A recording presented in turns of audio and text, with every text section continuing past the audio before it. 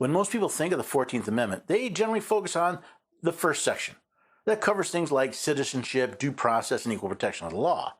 While the argument being made in the states comes out of Section 3.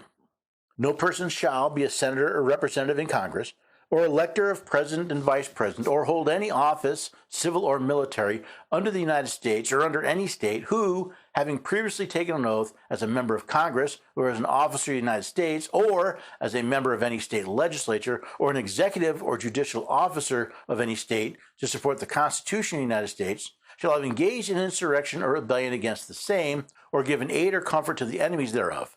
But Congress may, by 2/3 vote of each house, remove such disability. Well, the most basic question that should be asked is, did Donald Trump incite, assist, or engage in a rising or rebellion against the Constitution of the United States? There are other things that need to be considered as well. I'm sure some of you are wondering, does Mr. Castro, a resident of Texas, have standing to bring suits in these other states? Now, the short answer is yes.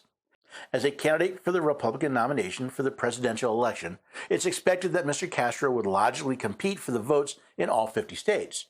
Therefore, if Mr. Trump is ineligible for office in any, it would increase what little chance Mr. Castro has of winning delegates in that state.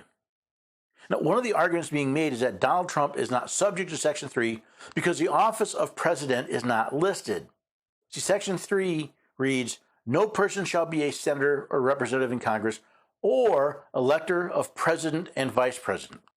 The 14th Amendment lists 3 offices elected by the people of the United States: senator, representative, and elector for president and vice president.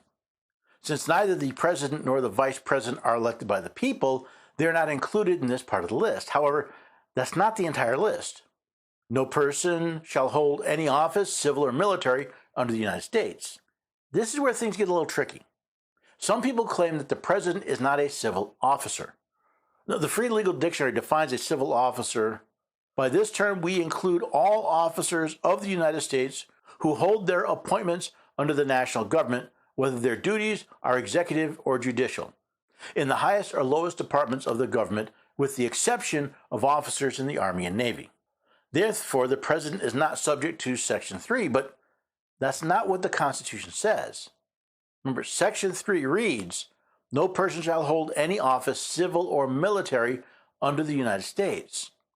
It seems difficult to say that the office of the president is not an office under the United States, which the Free Legal Dictionary defines as, "An office is a right to exercise a public function or employment, and to take the fees and emoluments belonging to it."